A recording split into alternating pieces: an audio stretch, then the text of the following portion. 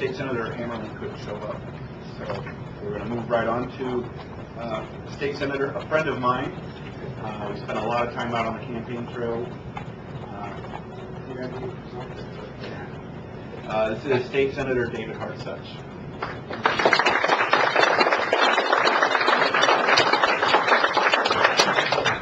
Yeah, it was great being on the campaign trail. I was running. I'm Senator David Hartsuch. I ran for Congress in the first district this last time around, and it was great to get to know Chris during that time frame. We spent a lot of time together and campaigning, and it's kind of interesting. Does anyone see this issue of Newsweek?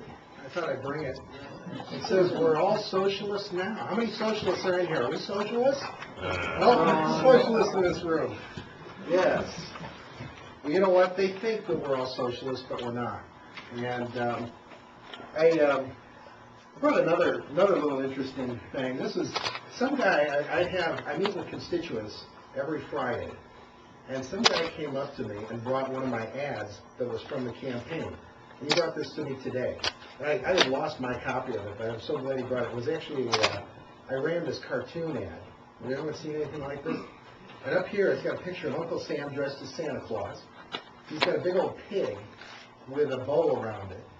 And it says, and on the back, it's got stockings hung by the chimney, and it says AIG and Goldman Sachs.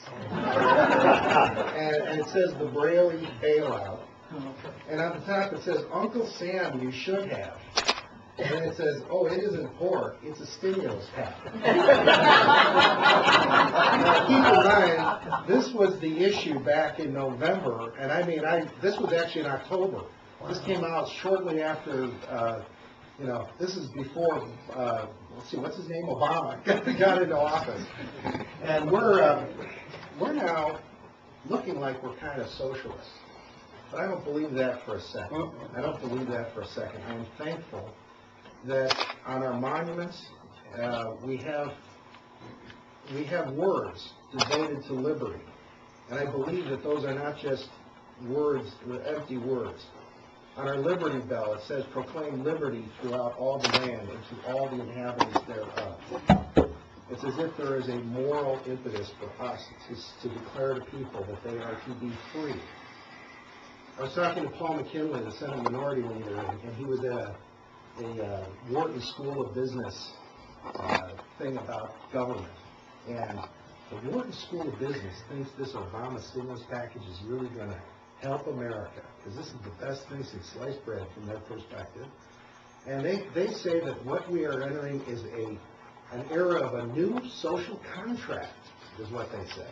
As if the old social contract was a bad one. I got thinking about that. What was the old social contract? The old social contract is that government exists to protect our liberties. Life, liberty, and property. That's what government existed for, and we supported it so that it would protect our liberties. Well, what's the new social contract? That's what everybody's unsure of. We see Obama getting into office. How many like his policies in the Middle East? Buddying up with Hamas. We got new support going over to support Hamas, because Hillary Clinton says that a child in Palestine should have all the advantages of a child in the United States. Now that amazes me, but this is the new era, and everybody's wondering what the new social contract is. And I got thinking about it, and it appears to me that the new social contract they are moving toward is the idea that as long as you kind of do what is expected of you, you kind of get all the benefits of just what everybody else has. Does that kind of indicate where they're going with this? That in other words, if you just kind of go along and just don't stand out, you get to expect what everybody else has. There's no excellence there, just straight mediocrity. Now I got thinking about how they're moving forward, and what is it that's propelling the liberal movement? And there's three values. The first one is fear.